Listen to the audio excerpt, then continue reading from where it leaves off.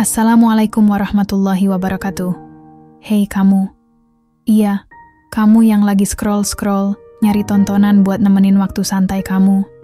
Coba deh berhenti sebentar di sini, karena aku janji cerita yang akan kamu dengar ini beda dari biasanya. Sebelum kita mulai, Bunda doain kamu sehat selalu, hatimu tenang, rezekimu lancar, dan segala yang kamu harapkan segera terwujud. Di sini, kamu nggak cuma sekedar nonton video biasa. Kamu diajak masuk ke dunia cerita yang penuh rasa. Kadang bikin senyum, kadang bikin haru, tapi pasti bikin kamu betah. Jadi, siap? Ambil posisi paling nyaman, rebahan, atau duduk santai. Dan biar aku yang bawa kamu ke dalam kisahnya. Selamat menikmati dan jangan lupa tinggalkan komentar kalau kamu suka. Tukang jahit keliling.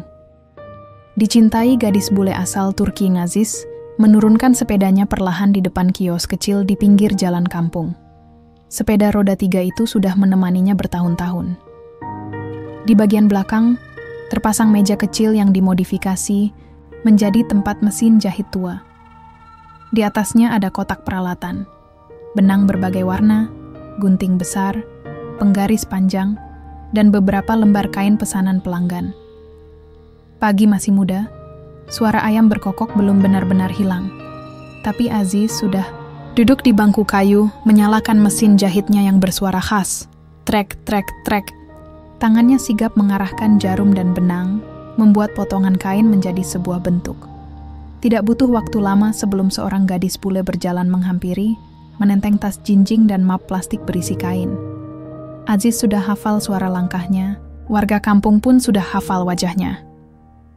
Lisa, mahasiswi asal Turki yang kuliah di Universitas Jiwo Legowo.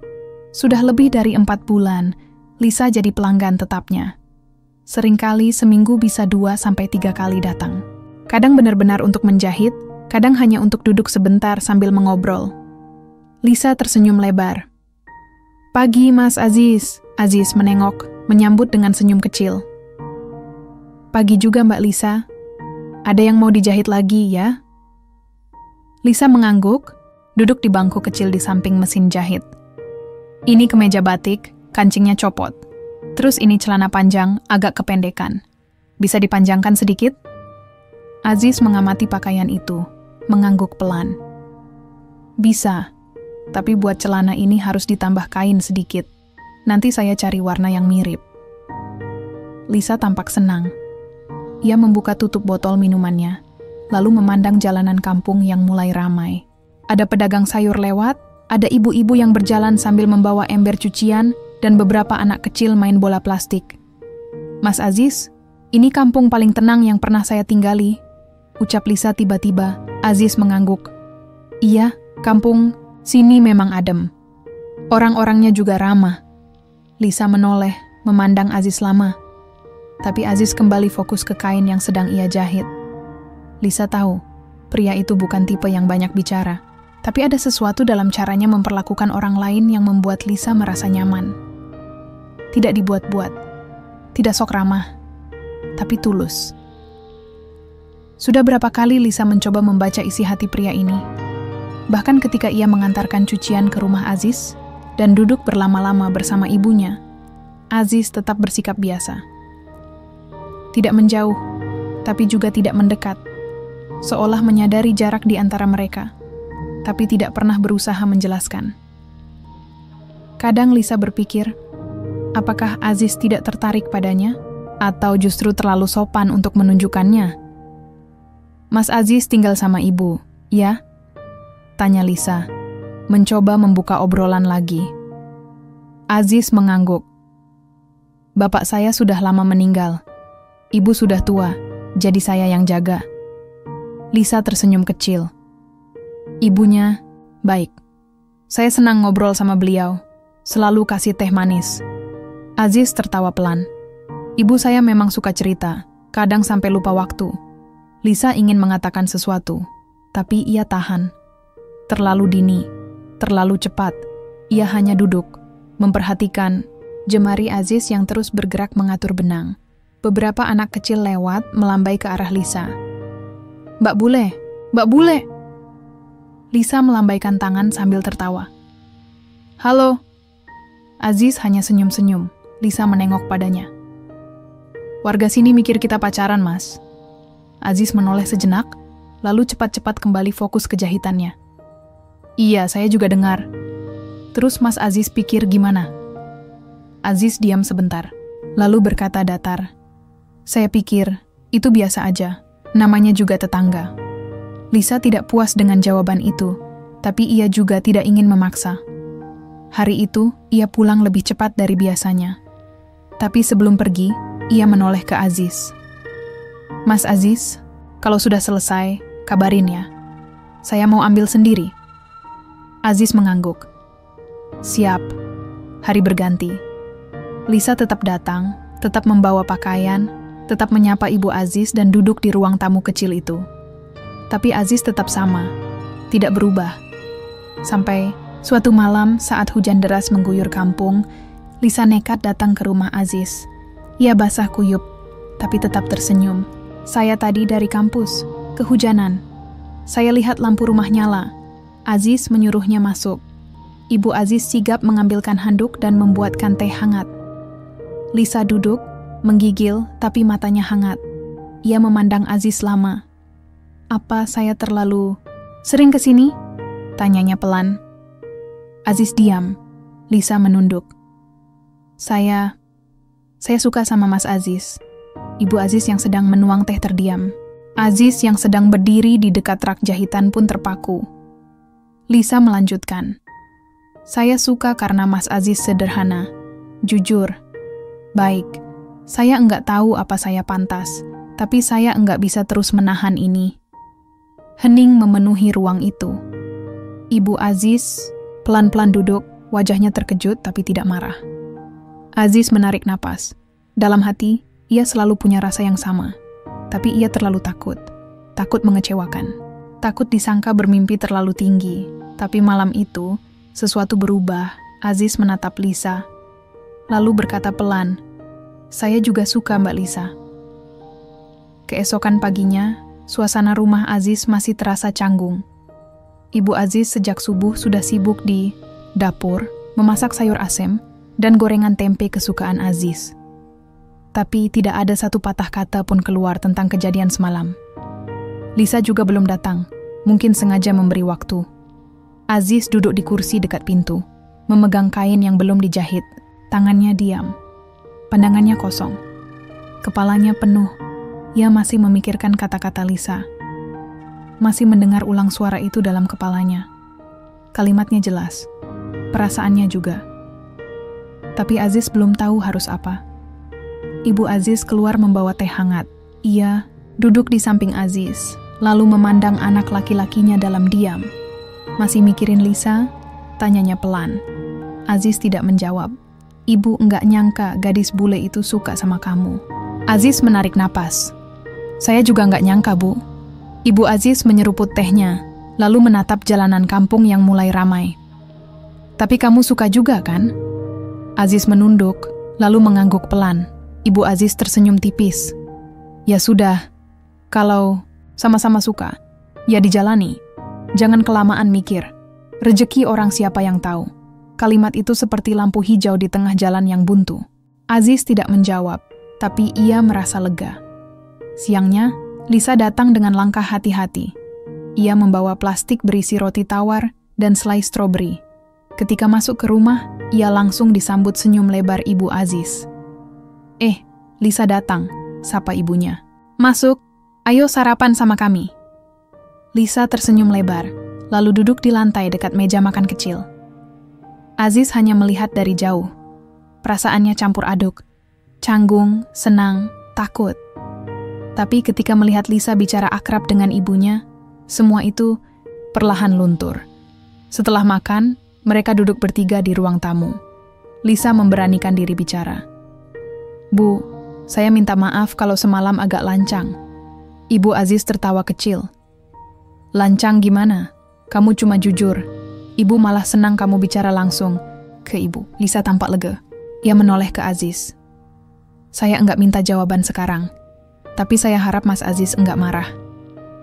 Aziz menatap Lisa, lalu berkata, Saya enggak marah, Lisa. Saya malah senang kamu bilang terus terang.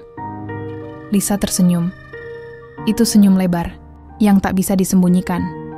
Dan di saat itu juga, Aziz tahu bahwa ini bukan sesuatu yang bisa dia abaikan. Hari-hari setelah itu terasa berbeda. Aziz dan Lisa mulai sering bertemu di luar urusan jahit-menjahit. Mereka pergi ke warung kopi di ujung kampung, makan soto di pasar, kadang duduk berdua di dekat sawah sambil mengobrol soal apa saja. Warga kampung makin ramai membicarakan mereka, tapi tidak ada yang mencemooh. Justru banyak yang mendoakan. Ada yang bilang Aziz beruntung. Ada yang bilang Lisa perempuan baik. Bahkan Pak RT sempat menepuk bahu Aziz saat bertemu di warung. Kalau jodoh, enggak kemana, Dik? Katanya sambil tersenyum. Aziz hanya bisa membalas dengan anggukan. Lisa juga makin akrab dengan lingkungan sekitar. Ia sering ikut pengajian ibu-ibu, belajar masak di dapur warga, bahkan ikut bantu ketika ada kerja bakti bersih kampung. Semua orang menyukainya. Ia bukan tipe yang sombong atau merasa lebih. Ia mendengarkan, bertanya, dan menghormati kebiasaan lokal. Suatu sore, Aziz duduk di depan rumah bersama Lisa. Mereka memandangi anak-anak kecil bermain kelereng di halaman. Angin sore bertiup pelan, bau tanah basah tercium samar. Lisa, kata Aziz tiba-tiba. Kalau kamu benar-benar mau serius, kita bisa mulai dari sekarang. Lisa menoleh. Serius maksudnya? Aziz menatap mata Lisa. Pacaran, beneran. Bukan sekadar ngobrol dan datang jahit. Lisa tertawa pelan, tapi matanya berkaca. Saya tunggu kalimat itu dari kapan tahu. Aziz nyengir malu. Saya cuma takut kamu berubah pikiran. Lisa menggeleng cepat. Enggak. Bahkan setelah saya pulang ke Turki nanti, saya enggak akan berubah pikiran. Aziz menatap langit. Awan bergerak lambat, matahari mulai turun. Tapi hatinya penuh cahaya. Hubungan mereka makin erat. Lisa mulai mengenalkan Aziz lewat video call kepada keluarganya. Ibunya Lisa tampak kaku, tapi tidak menolak. Ayahnya lebih ekspresif, bertanya ini itu, seperti mewawancarai calon menantu. Lisa menjawab semua dengan percaya diri. Bahkan ketika Aziz gugup, Lisa tetap tenang. Waktu berlalu cepat. Lisa sibuk menyusun skripsi. Aziz makin banyak pelanggan karena banyak mahasiswa yang datang karena Lisa merekomendasikan. Tapi di antara kesibukan itu, mereka tetap menyempatkan waktu bersama. Suatu malam, Aziz duduk di ruang tamu bersama ibunya. Ia membawa teh hangat dan biskuit sisa lebaran kemarin. Ibu, katanya pelan. Ya nak, kalau Lisa ngajak nikah, ibu setuju? Ibu Aziz menoleh. Kalau kamu yakin dia baik, ibu ikut. Aziz tersenyum. Malam itu, ia tahu keputusannya bukan hanya soal cinta, tapi juga soal keberanian. Semester akhir akhirnya datang seperti gelombang terakhir sebelum pantai. Lisa sibuk. Waktu yang dulu bisa dihabiskan berjam-jam ngobrol dengan Aziz kini tinggal potongan-potongan pendek. 1-2 kali ia datang ke rumah, selebihnya hanya pesan singkat atau panggilan singkat.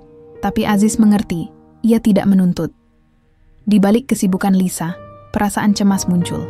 Aziz sadar, waktu kebersamaan mereka sudah masuk hitungan mundur. Jika Lisa lulus, dia akan kembali ke Turki. Itu sudah pasti.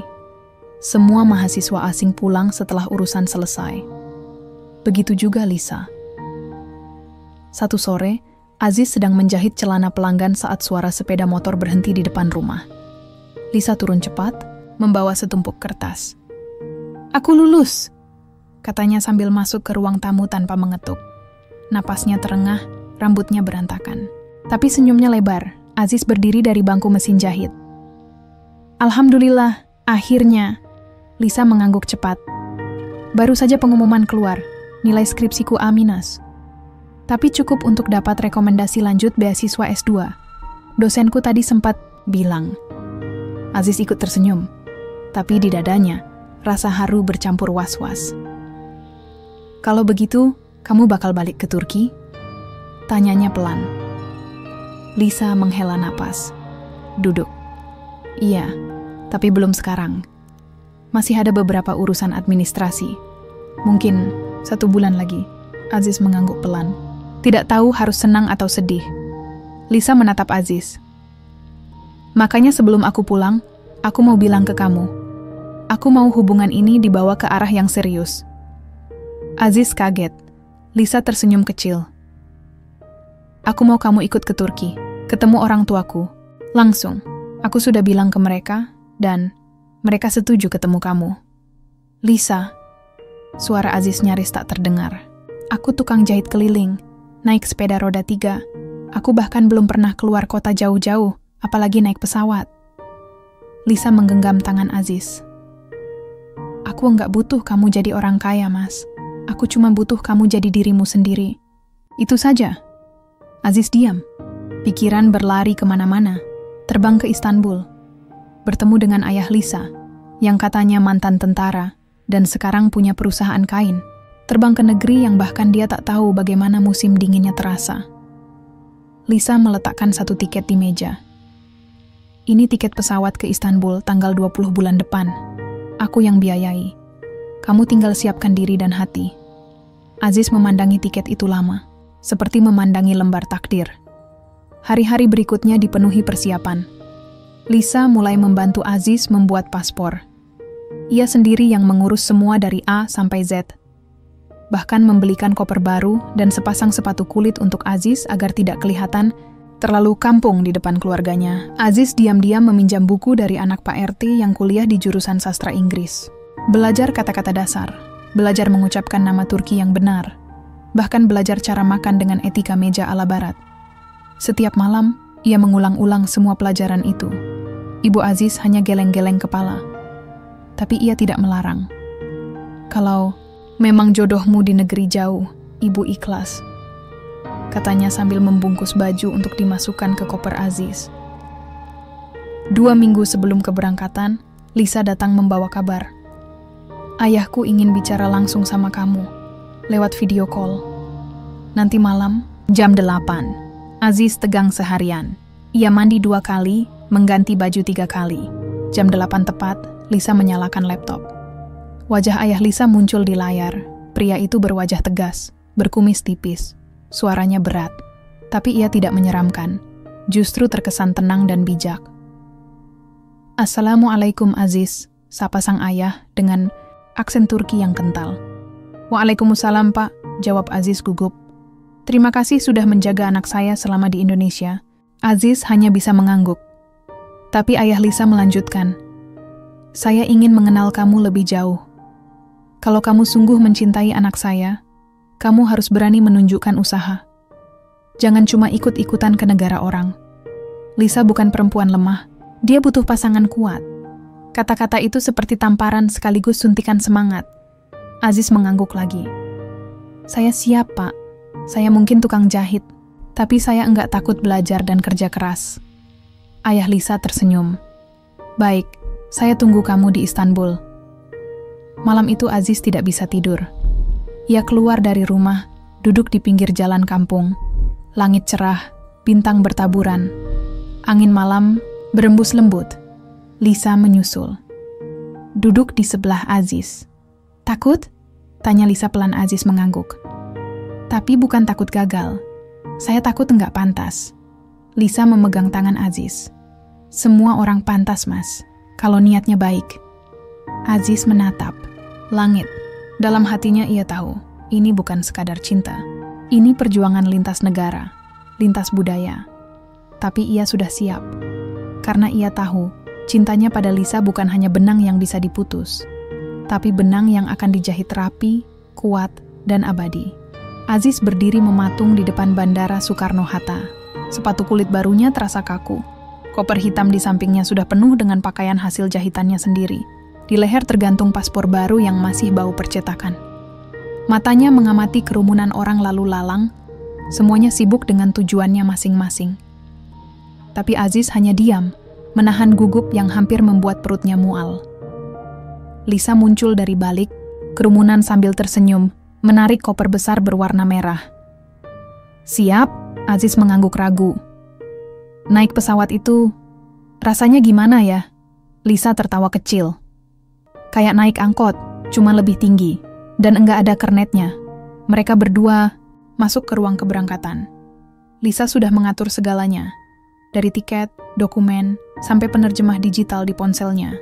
Satu-satunya hal yang belum dia atur adalah bagaimana hati Aziz akan bereaksi saat nanti bertemu ayahnya langsung. Perjalanan dari Jakarta ke Istanbul memakan waktu belasan jam. Aziz hampir tidak tidur. Matanya lebih sibuk memperhatikan awan dari balik jendela dan mencatat hal-hal baru.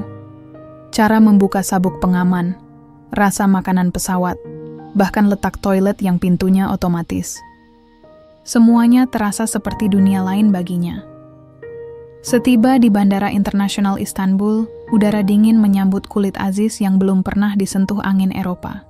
Jaket yang dibelikan Lisa seminggu lalu terasa tidak cukup. Tangannya menggigil, tapi ia tetap mencoba tersenyum.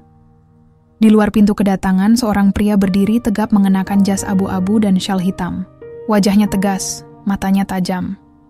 Dialah ayah Lisa, Mr. Cemil. Lisa berlari kecil memeluk ayahnya, lalu menarik Aziz maju. Ayah, ini Aziz. Cemil mengulurkan tangan. Selamat datang di Istanbul. Aziz membungkuk sedikit, berjabat tangan. Terima kasih, Pak. Sepanjang perjalanan menuju rumah keluarga Lisa, suasana canggung mengambang di dalam mobil. Lisa duduk di tengah, mencoba mencairkan suasana dengan bercerita tentang kampus, makanan Indonesia, dan rencana ke depan. Tapi Aziz hanya menjawab seperlunya, berusaha tidak membuat kesalahan.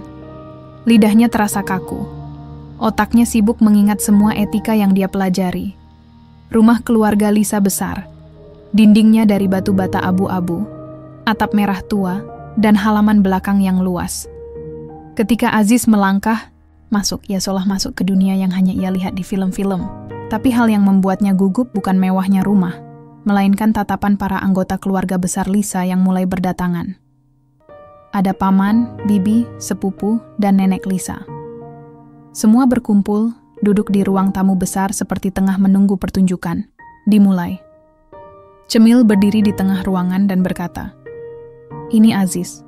Dia datang jauh-jauh dari Indonesia, bukan dari kota besar. Dia tukang jahit, tapi dia membuat anak saya jatuh cinta." Aziz menunduk. Cemil menatap Aziz. "Kami ingin tahu, apa kamu benar-benar niat?" Aziz mengangkat kepala. "Saya tahu saya bukan siapa-siapa, tapi saya datang ke sini karena saya serius. Saya enggak akan permalukan Lisa." Seorang bibi Lisa bertanya dengan nada sinis, "Apa kamu bisa hidup di sini? Kamu bisa kerja apa?" Aziz menarik napas. "Saya jahit. Dimanapun saya bisa jahit. Bahkan kalau cuma punya mesin kecil, saya bisa mulai dari situ." Mereka diam. Tak ada yang langsung memuji atau menyetujui. Setelah makan malam, Lisa duduk bersama Aziz di balkon lantai 2. Udara dingin membuat mereka berpelukan di bawah selimut. "Aku tahu keluarga aku keras," kata Lisa pelan. "Tapi ayah sudah bicara padaku sebelum kamu datang. Dia ingin lihat kamu punya nyali. Dan tadi kamu tunjukkan itu." Aziz menatap langit Istanbul. "Saya cuma bilang yang jujur." Lisa tersenyum. "Besok kamu akan ikut aku ke toko kain milik ayah. Dia ingin lihat kamu benar-benar bisa menjahit." Keesokan harinya, Aziz dibawa ke toko besar milik keluarga Cemil. Di sana, mesin jahitnya canggih. Bahan-bahan kain dari seluruh dunia dipajang di rak-rak tinggi. Cemil menyerahkan potongan kain dan berkata, "Buatkan kemeja, ukuranku." Aziz tidak bicara banyak. Ia hanya meminta waktu 2 jam. Ia meminjam satu mesin jahit manual di gudang belakang. Tangannya mulai bekerja. Meskipun jarum dan benangnya berbeda dari yang biasa ia pakai, ia tetap bisa menyesuaikan. 2 jam kemudian, kemeja selesai.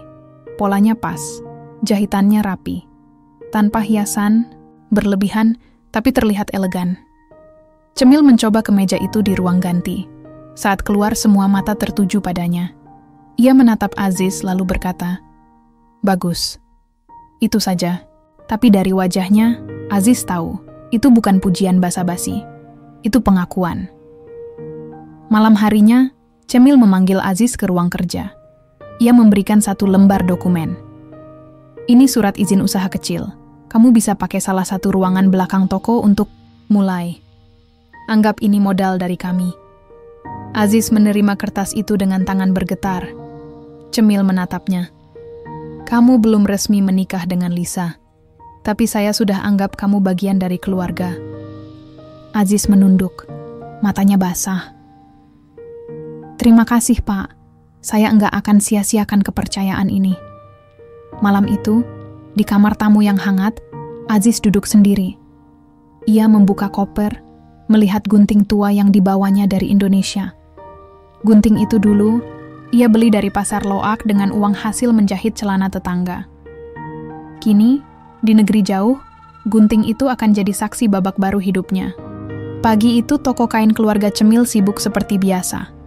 Beberapa pelanggan datang dengan desain rumit, sebagian besar wanita paruh baya yang tahu persis bagaimana mereka ingin terlihat. Aziz berdiri di salah satu sudut ruangan yang sudah disiapkan khusus untuknya.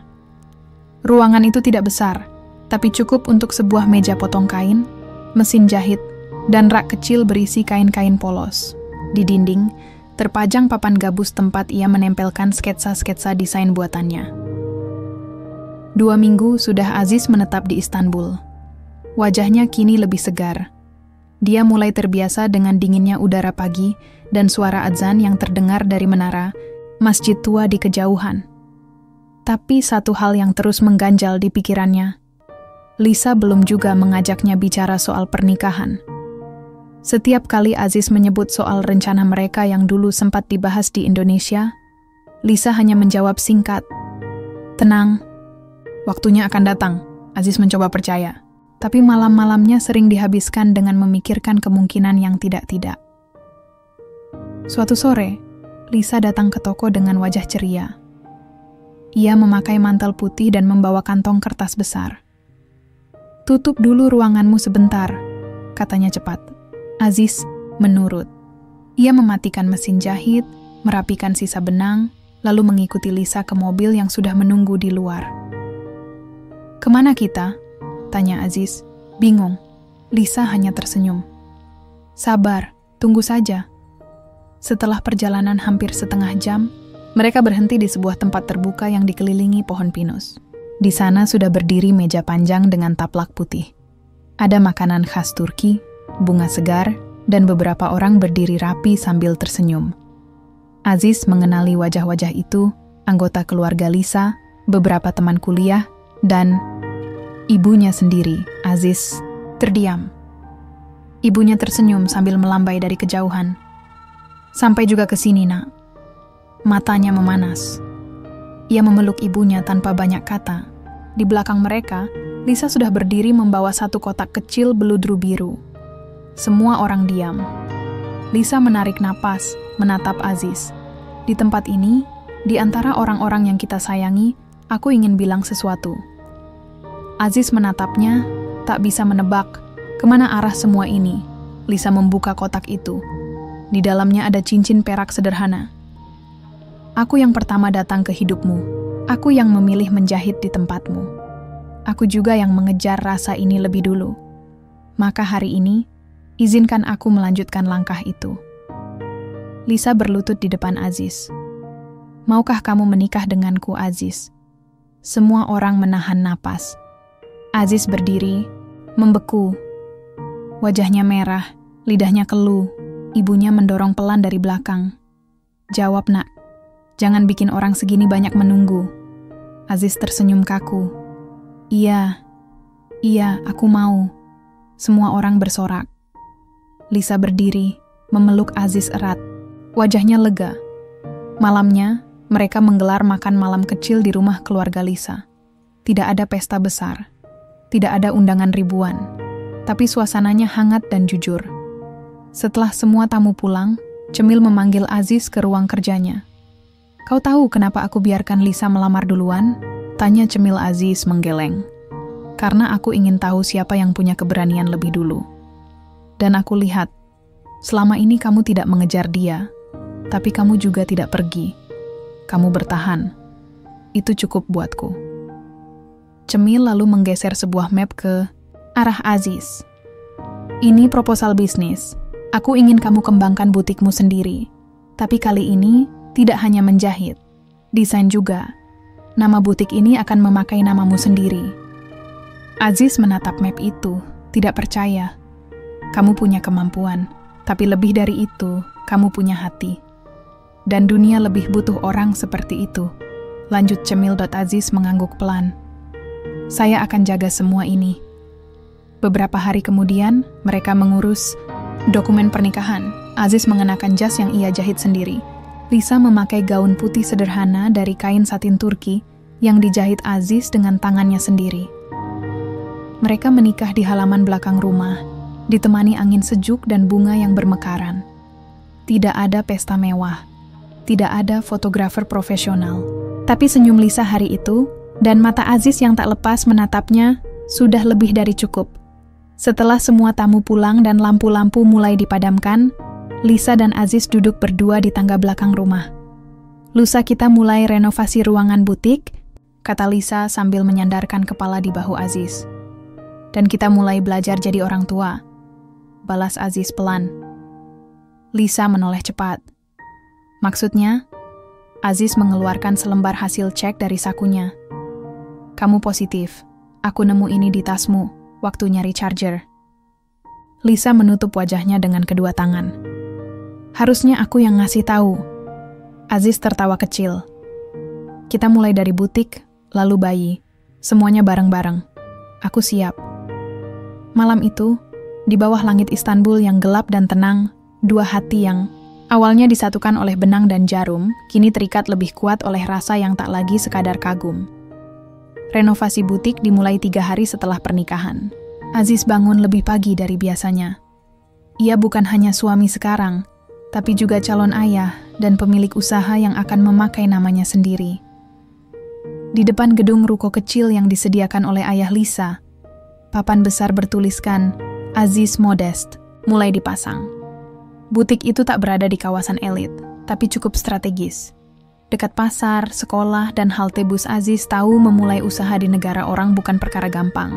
Tapi satu hal yang ia punya sejak dulu, niat keras dan kerja konsisten.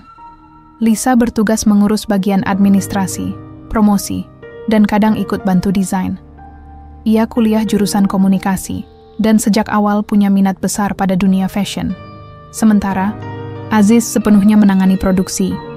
Ia menjahit, memotong pola, memilih kain, sampai menempelkan kancing. Mereka memulai dengan hanya 3 pelanggan tetap, tetangga toko sebelah, teman kuliah Lisa, dan seorang guru sekolah.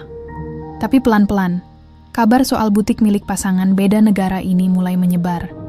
Banyak yang penasaran, terutama karena Aziz menjual pakaian muslimah dengan model simple tapi elegan.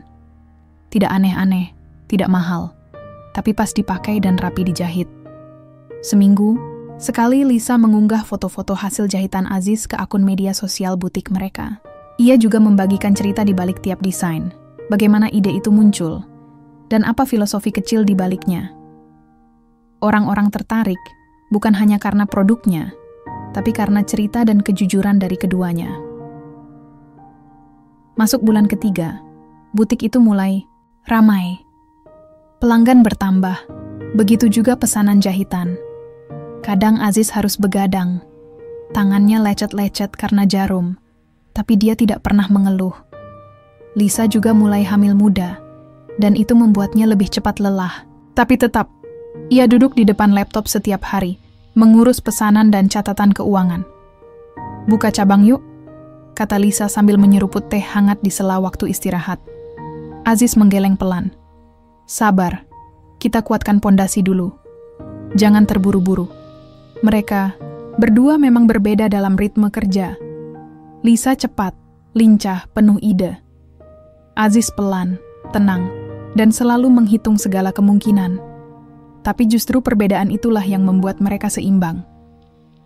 Suatu sore, datang seorang wanita parubaya ke butik. Ia memperkenalkan diri sebagai editor dari majalah gaya hidup lokal. Saya dengar dari banyak orang soal butik ini. Kami tertarik menulis profilnya. Kalian pasangan unik, latar belakang berbeda, tapi kerja sama seperti sudah 10 tahun menikah. Aziz bingung harus menjawab apa. Lisa tersenyum. Kami hanya jalanin yang kami bisa. Seminggu kemudian, foto Lisa dan Aziz terpampang di majalah. Mereka berdiri di depan butik, Aziz memegang pita pengukur, Lisa memegang papan sketsa. Judul besar tertulis, "Dari Jahitan Hati, Lahir Mimpi Besar." Setelah itu, butik mereka tidak pernah sepi. Namun, tidak semua berjalan mulus.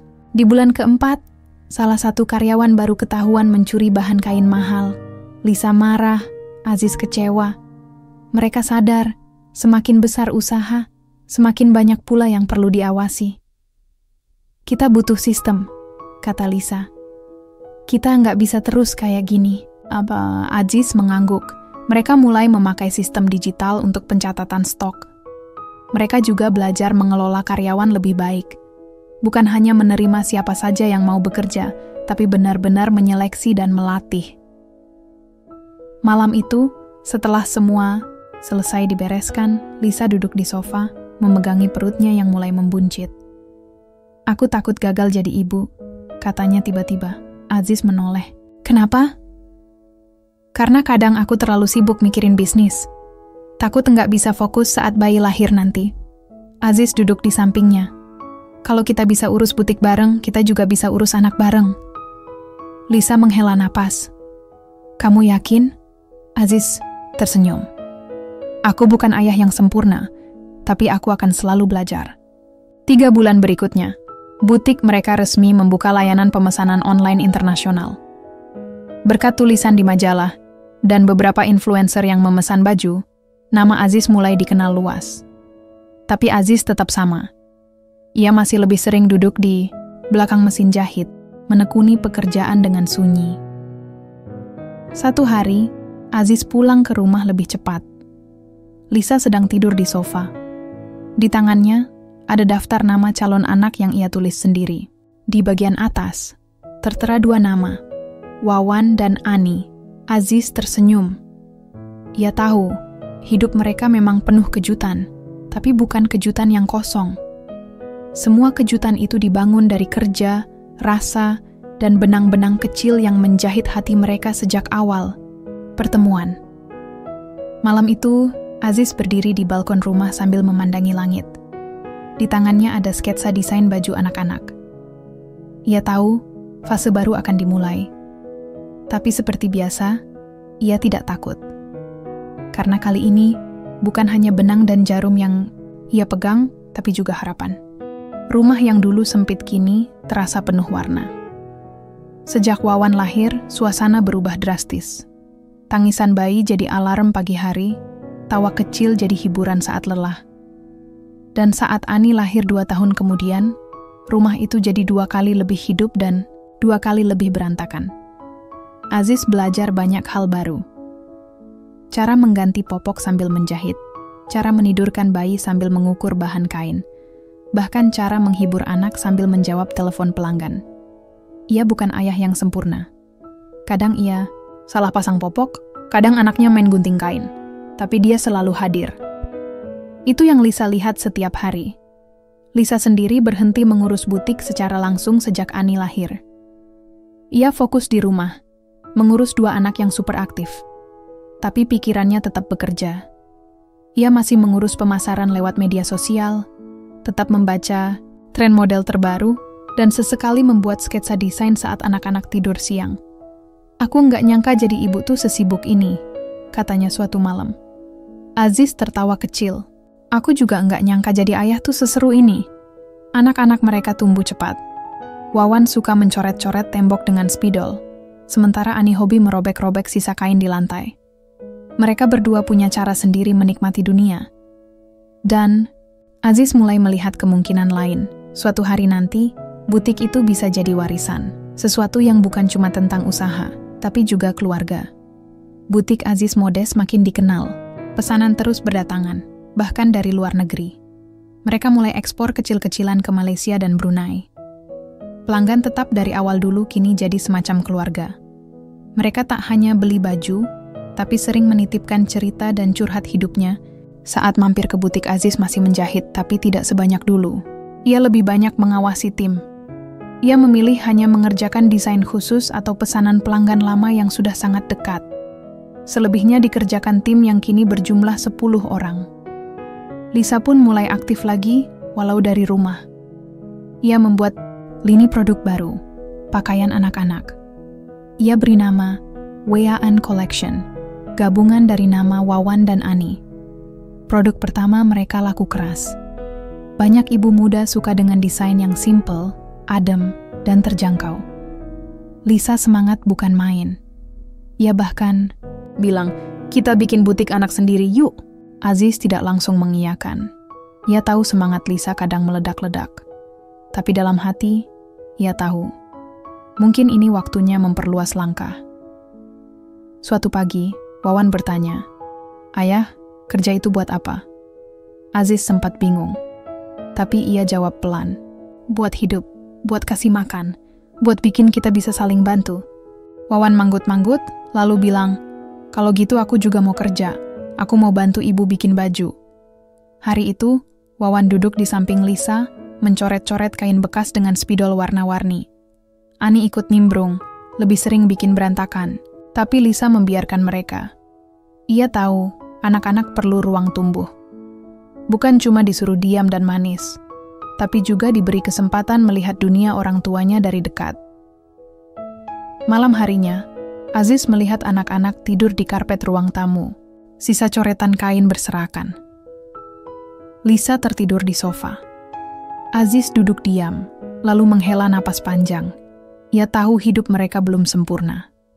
Masih banyak utang, masih harus kerja keras setiap hari. Tapi semua itu tak pernah membuatnya ingin menyerah. Karena di balik kesibukan, di balik penat, selalu ada momen kecil yang menguatkan. Tawa Wawan saat baju bonekanya jadi. Pelukan Ani saat bangun tidur. Senyum Lisa saat ide desainnya laku keras. 2 tahun berlalu. Wawan mulai sekolah dasar. Ani masuk taman kanak-kanak. Lisa kembali ke butik, lebih sering hadir secara langsung. Mereka juga membuka satu gerai kecil khusus pakaian anak, seperti yang dulu Lisa impikan. Butik itu tidak mewah, tapi nyaman. Pelanggan datang bukan cuma buat beli baju, tapi buat ngobrol, curhat, bahkan numpang ngopi. Aziz tetap jadi Aziz. Ia lebih suka duduk di ruang belakang, menjahit dan mengamati. Lisa tetap jadi Lisa. Energik, penuh ide, dan tak bisa diam. Anak-anak pun tumbuh dengan cerita-cerita kecil di sekitar benang, kain, dan cinta 2 orang tua yang saling percaya. Suatu sore, mereka duduk di beranda. Anak-anak bermain di halaman. Lisa menyandarkan kepala di bahu Aziz. "Kamu tahu, dulu waktu aku pertama kali datang ke tempat jahitmu, aku enggak nyangka bakal begini akhirnya." Aziz menoleh. "Kamu nyangka bakal jadi apa?" Lisa tertawa pelan. "Aku pikir, paling kamu cuman jadi penjahit langganan." Aziz ikut tertawa. Sekarang aku penjahit tetap seumur hidup kamu." Mereka tertawa bersama. Anak-anak berlari mendekat. Ani memeluk kaki ayahnya. Wawan duduk di pangkuan ibunya. Mereka bukan keluarga kaya, tapi setiap inci rumah itu penuh kehangatan. Dan setiap lembar kain yang dijahit Aziz bukan cuma tentang menutup tubuh, tapi juga tentang menyulam harapan. Pagi itu, suasana butik berbeda. Seorang perempuan berjilbab elegan datang dengan rombongan kecil. Penampilannya rapi, pembawaannya tenang, dan dari cara staf menyambutnya, jelas dia bukan pelanggan biasa. Namanya Bu Nindya, pemilik merek fashion muslim terkenal di Jakarta. Ia datang ke butik Aziz bukan sekadar belanja, tapi menawarkan kerja sama. Ia ingin Aziz memproduksi ratusan baju muslim eksklusif untuk pasar Timur Tengah. Tawaran yang luar biasa besar bagi usaha mereka. Lisa sempat bengong mendengar jumlah pesanan. "Ibu yakin kami bisa pegang proyek sebesar ini?" Bu Nindya tersenyum ringan. "Saya sudah lama mengamati karya kalian. Kalian bukan cuma menjual baju. Kalian menjual kehangatan." Aziz tidak langsung menjawab. Ia minta waktu 2 hari untuk memikirkan. Begitu Bu Nindya dan rombongannya pulang, Lisa langsung membahasnya dengan semangat menggebu. "Ziz, ini kesempatan besar. Kita bisa naik kelas, bisa tambah karyawan, bisa beli mesin jahit baru. Tapi Aziz tidak semudah itu yakin. Liz, kita belum pernah produksi sebanyak itu. Salah langkah sedikit, kita bisa gagal total. Lisa paham kekhawatiran itu. Tapi ia juga tahu, kalau terus bermain aman, mereka tidak akan kemana-mana. Kamu pernah bilang, butik ini harus jadi warisan. Kalau kita berhenti berkembang, apa yang akan kita wariskan? Malam itu mereka berdiskusi panjang. Aziz akhirnya setuju, tapi dengan satu syarat, semua produksi harus tetap dijaga kualitasnya. Tidak boleh asal jadi demi kuantitas. Lisa setuju. Mereka hubungi Bu Nindya dan menandatangani kontrak 2 minggu kemudian. Produksi dimulai. Tim ditambah, mesin baru dibeli. Suasana butik seperti pabrik kecil. Semua bekerja siang malam. Aziz membagi tugas. Tim A untuk potong kain, tim B menjahit, tim C finishing. Lisa mengatur pengiriman dan urusan administratif. Awalnya semua lancar. Tapi masuk minggu ketiga, masalah datang.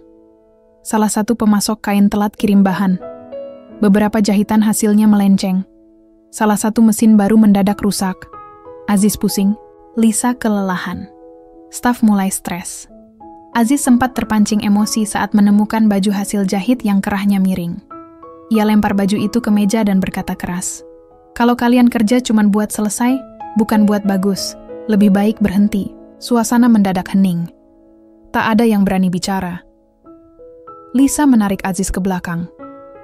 "Kamu harus tenang, mereka juga capek." Aziz menghela napas panjang.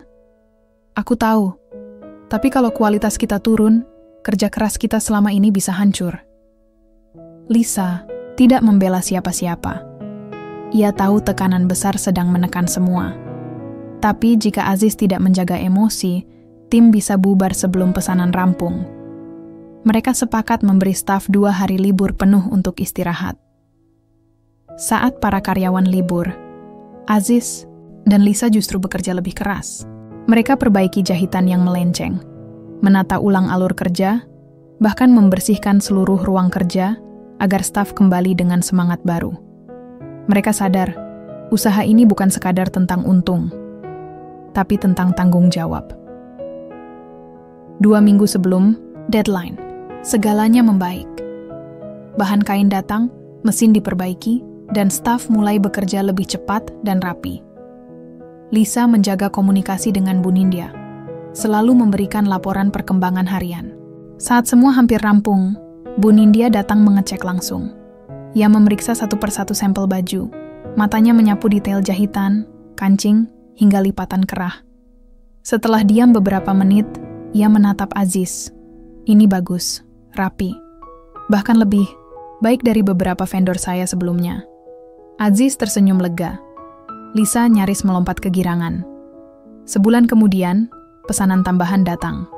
Kali ini bukan ratusan, tapi ribuan. Mereka belum langsung menerima. Aziz belajar dari proyek pertama. Ia tahu batas kemampuan timnya. Mereka sepakat mengambil pesanan secara bertahap, tidak sekaligus. Suatu sore, Lisa duduk di belakang butik, melihat laporan omzet. Ia tertawa sendiri. Dulu, uang segini baru bisa mereka bayangkan. Kini angka itu nyata di tangannya. Tapi hatinya tidak berubah.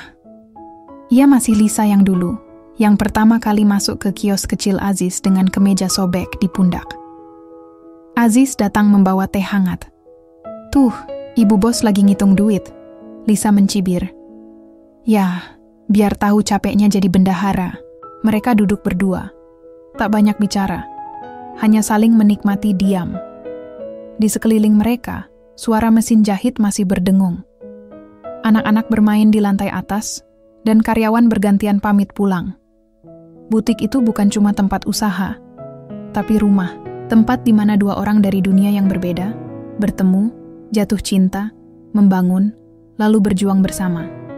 Dan kini, semua itu mulai berbuah nyata. Hari-hari setelah kesuksesan proyek besar bersama Bu Nindya terasa seperti hidup yang benar-benar baru bagi Aziz dan Lisa. Tapi seperti semua hal dalam hidup, di balik pencapaian selalu ada konsekuensi. Wawan, anak pertama mereka, mulai masuk sekolah dasar. Sementara Ani, adiknya yang baru berusia 4 tahun, sering rewel dan minta perhatian lebih dari ibunya. Lisa yang biasanya cekatan mengurus segala urusan butik, kini mulai keteteran. Aziz mencoba membantu sebisa mungkin. Ia antar, jemput Wawan ke sekolah setiap pagi, lalu kembali ke butik untuk mengawasi produksi. Tapi tetap saja, urusan rumah tangga bukan keahliannya.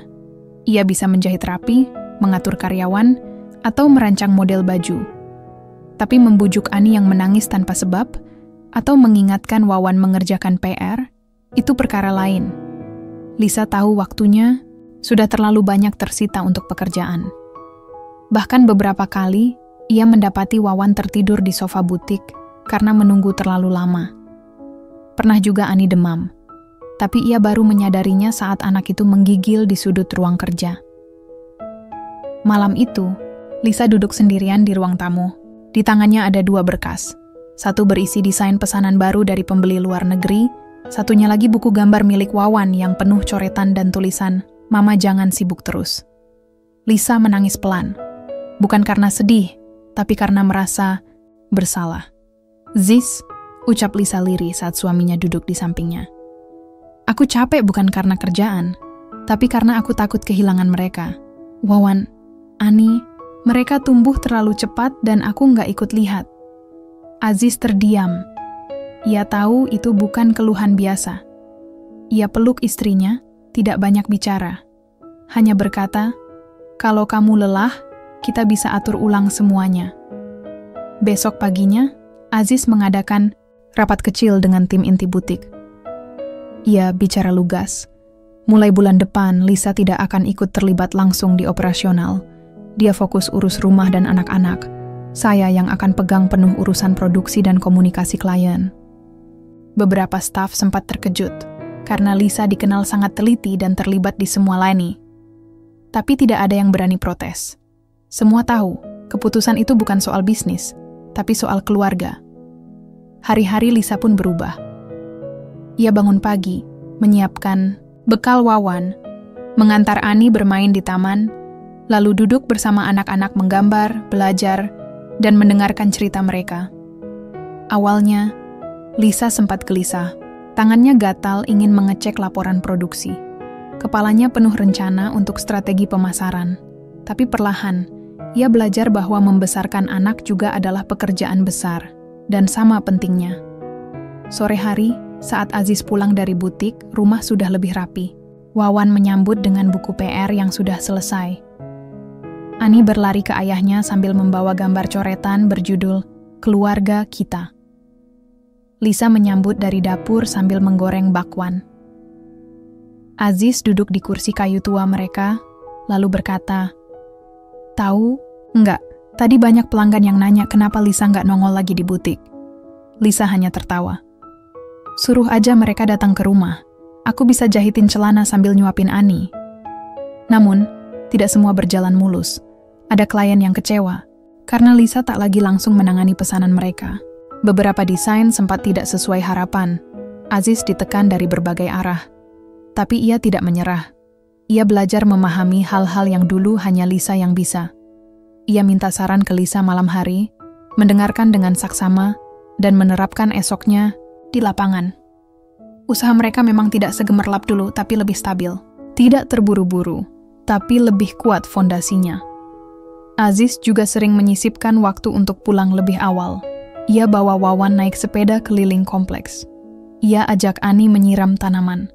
Di hari libur, mereka piknik kecil di taman, membawa bekal nasi dan telur dadar buatan Lisa. Keluarga kecil itu mulai menemukan ritme baru. Bukan lagi tentang omset besar atau klien luar negeri, tapi tentang keseimbangan. Tentang membagi waktu, memilih yang penting, dan tidak lupa menikmati hasil kerja keras. Suatu malam, Wawan menggambar pohon besar di bukunya. Ia bilang itu pohon keluarga. Akar pohon itu diberi nama ayah dan mama. Dahan-dahannya bertuliskan rumah, sekolah, dan butik. Lalu ada 2 burung kecil yang menempel di ranting. Satu bernama Wawan, satu lagi Ani. Lisa terdiam melihat gambar itu. Ia tak butuh penghargaan atau ucapan terima kasih. Karena gambar sederhana itu sudah cukup menjadi bukti. Ia hadir dalam hidup anak-anaknya. Dan bagi Aziz, tidak ada yang lebih memuaskan selain tahu bahwa pilihannya tidak salah. Ia tidak kehilangan apa-apa. Justru, ia mendapatkan segalanya. Sudah hampir 6 tahun sejak Aziz dan Lisa menikah. Wawan sudah duduk di kelas 3 SD, dan Ani masuk taman kanak-kanak. Butik yang mereka bangun bersama berkembang pesat. Rumah yang dulu sempit kini punya ruang tambahan, bahkan kamar tamu khusus untuk keluarga Lisa jika berkunjung dari Turki. Dan kunjungan itu akhirnya datang. Pagi itu, Lisa berdiri gelisah di depan cermin. Ia mematut-matut kerudungnya. Sejak menikah, Lisa memang perlahan-lahan memilih memakai kerudung. Bukan karena paksaan, tapi karena keinginannya sendiri. Hari ini bukan hari biasa.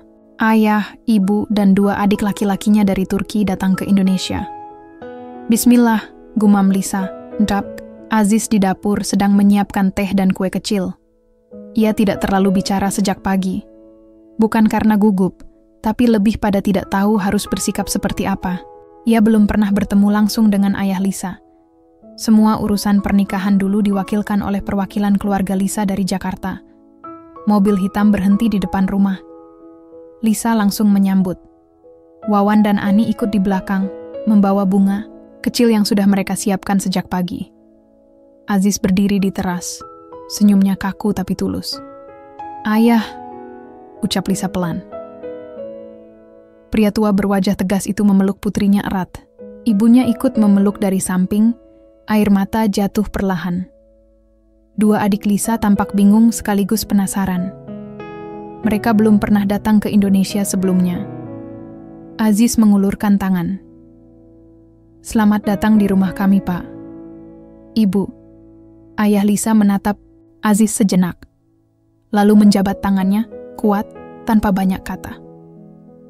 Lisa menarik tangan suaminya. "Ayo masuk, sudah kami siapkan makan siang khas Jawa." Makan siang itu berlangsung cukup tenang. Makanan sederhana, sayur lodeh, ayam goreng, sambal, dan kerupuk ternyata disukai keluarga Lisa. Ibunya bahkan meminta tambah nasi 2 kali. Tapi suasana tidak sepenuhnya lepas. Ayah Lisa tidak banyak bicara. Ia hanya mengamati. Matanya tajam, seolah sedang menilai sesuatu. Baru setelah makan dan anak-anak bermain di halaman, obrolan serius dimulai. "Aziz," ucap ayah Lisa akhirnya, "aku ingin tahu, kenapa kau menikahi putriku?" Pertanyaan itu seperti petir. Lisa tercekat, tapi Aziz tetap tenang. "Saya menikahi Lisa karena saya mencintainya, Pak. Dan karena saya yakin, saya bisa menjaganya dengan cara saya sendiri." Ayah Lisa menatap lebih tajam. "Kamu hanya tukang jahit. Kami dari keluarga pengusaha. Kau tahu bedanya?" Aziz menunduk sebentar. "Saya tahu, tapi yang saya punya bukan kekayaan, Pak. Yang saya punya adalah kerja keras dan rasa hormat. Dan saya akan terus bekerja, tidak akan menyerah." Diam sejenak.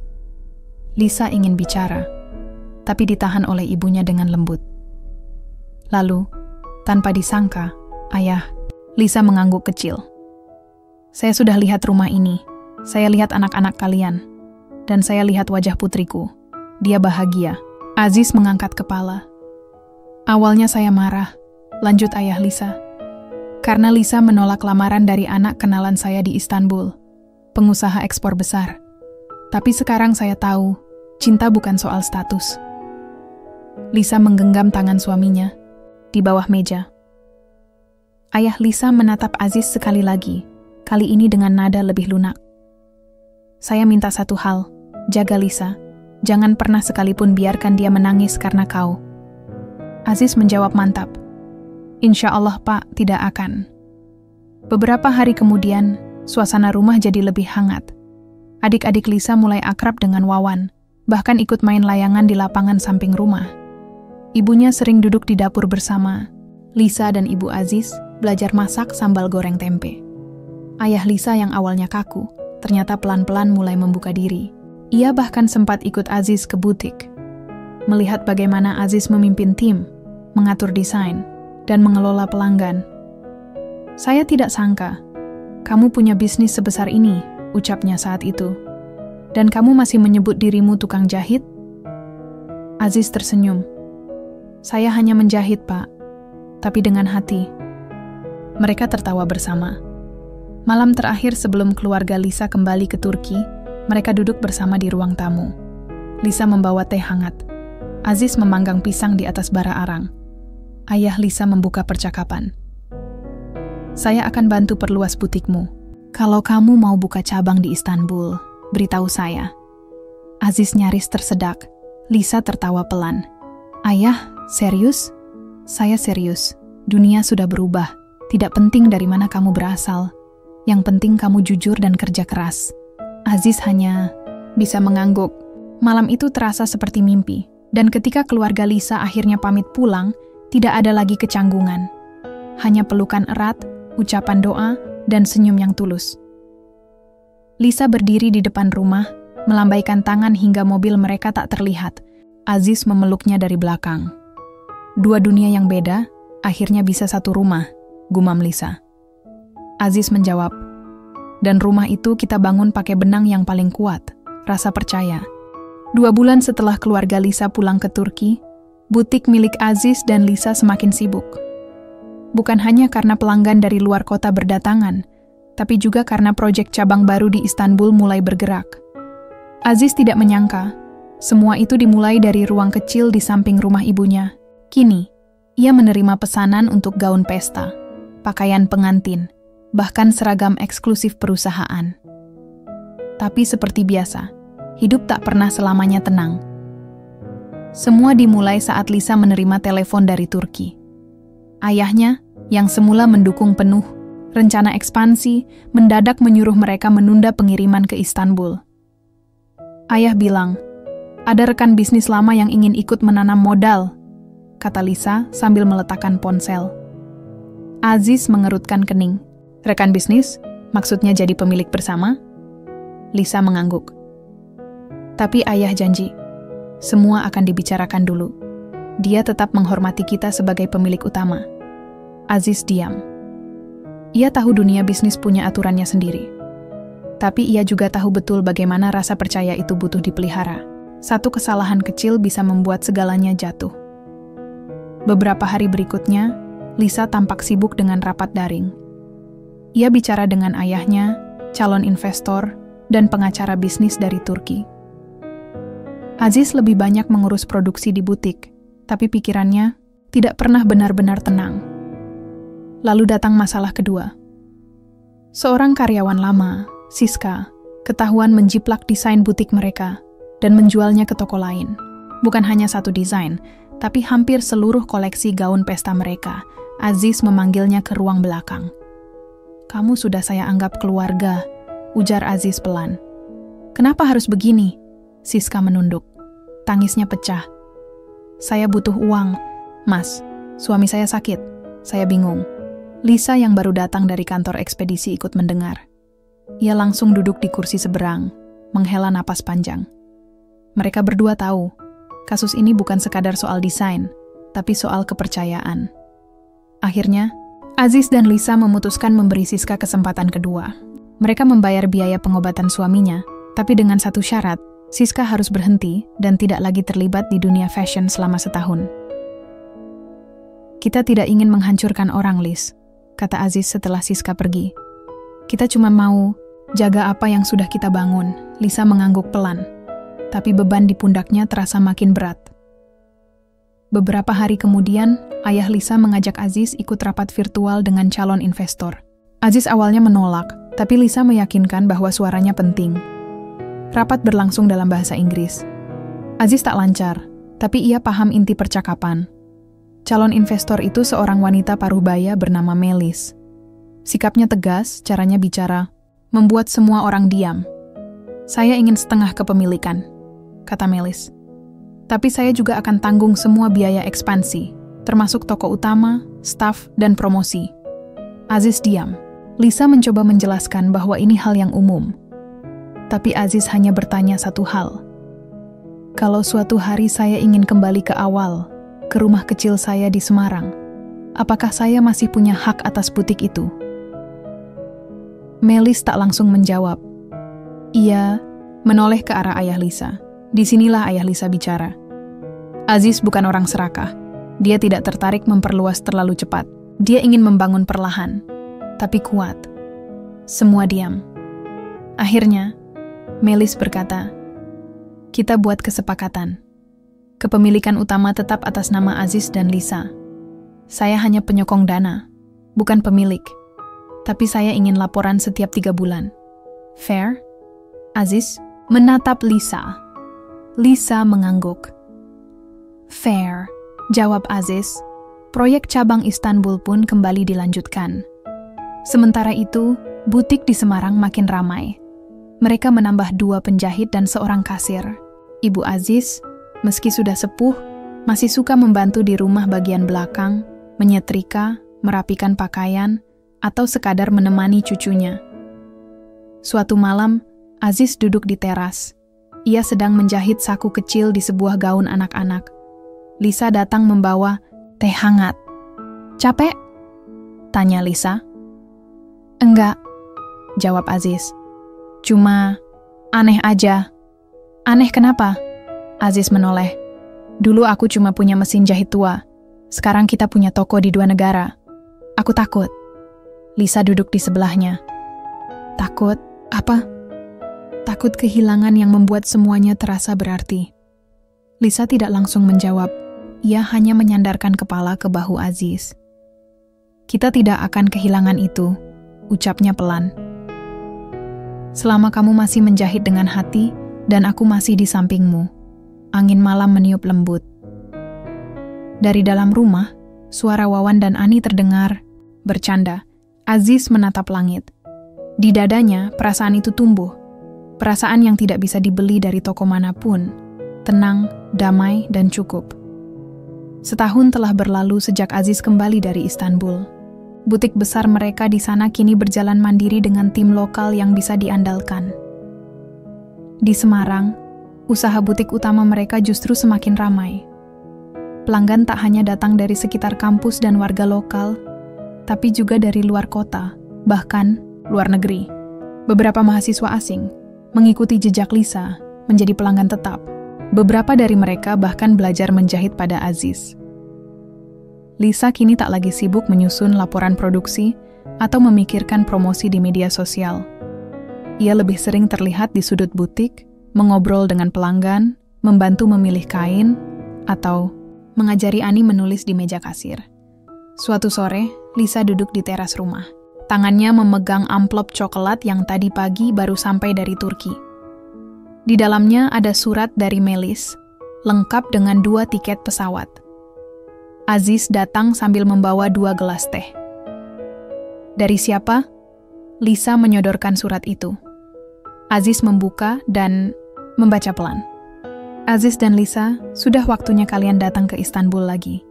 Bukan untuk kerja, tapi untuk merayakan. Butik kita baru saja dinobatkan sebagai butik terbaik kategori busana etnik tahun ini. Kalian harus hadir di acara penganugerahan bulan depan. Saya tunggu ya." "Melis." Aziz tertawa kecil. "Butik terbaik," katanya. Lisa mengangguk. "Bukan," katanya. "Ini nyata. Kita diundang sebagai tamu kehormatan." Aziz menggeleng pelan. "Aku masih belum percaya. Dulu aku cuma tukang jahit biasa di gang kecil. Sekarang malah diundang ke Turki buat terima penghargaan." Lisa memandang suaminya dengan bangga. "Karena kamu bukan tukang jahit biasa. Kamu orang yang tahu cara menghargai kerja keras, dan itu menular ke semua orang di sekitarmu." Wawan dan Ani ikut ke Istanbul. Kali ini mereka sudah cukup besar untuk menikmati perjalanan panjang. Wawan sudah kelas 2 SD, pintar membaca dan hafal rute pesawat. Ani masih suka merengek, tapi sekarang lebih sering tertawa dan menanyakan banyak hal tentang dunia. Mereka tiba 2 hari sebelum acara. Di hotel tempat mereka menginap, staf sudah tahu nama mereka.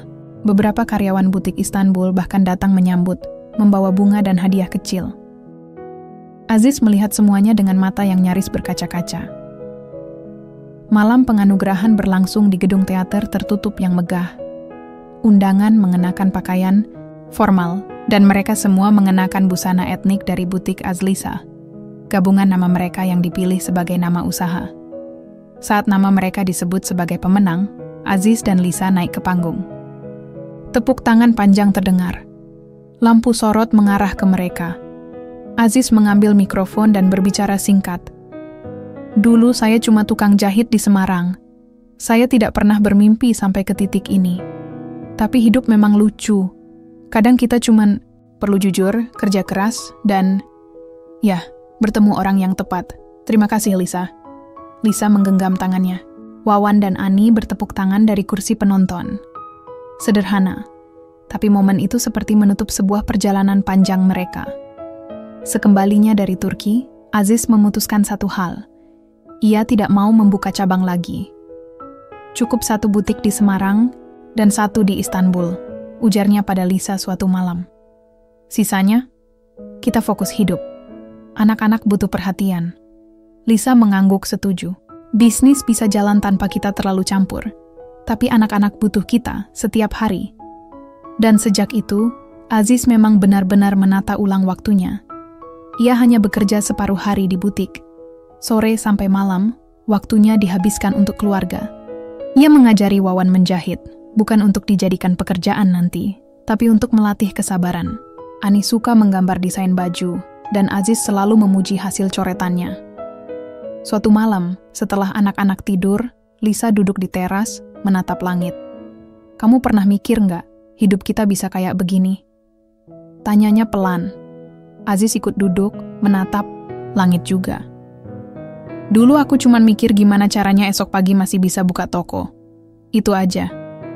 Tapi sejak kamu datang, semuanya berubah. Lisa tertawa kecil. Kita tetap tinggal di rumah kecil ini. Padahal kita bisa beli rumah besar. Aziz tersenyum. Rumah ini cukup, karena disinilah semuanya dimulai. Lampu halaman temaram.